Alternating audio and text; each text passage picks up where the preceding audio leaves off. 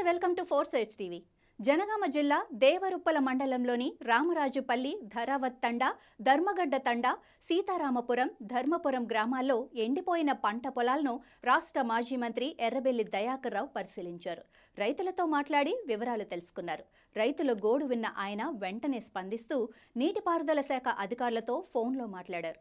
తక్షణమే దేవాదుల నుండి సాగునీటిని విడుదల చేయాలని కోరారు. కనీసం ఇప్పుడైనా నీరు విడుదల చేస్తే పంట బతికే అవకాశం ఉంటుందని అన్నారు.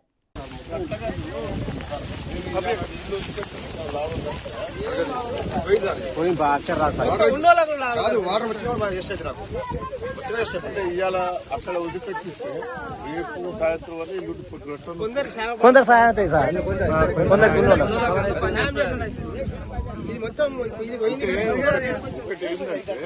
ఎప్పుడు పట్టించుకోలేదు. మీరు మేడం దగ్గర పోయిర్రు, చెప్పినా 5 రోజులు పంపిస్తాము అది చెప్పి నెల రోజులు నీళ్లు రావట్లేదు.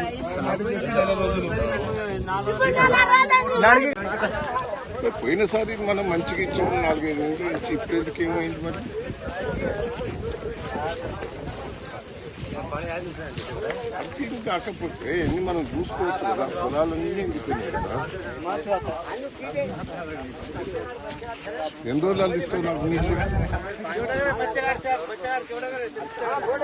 ఎండిపోయినాయి. ఈ 2 రోజులు ఇస్తే కొద్దిగా కాపాడుకోవచ్చు అని.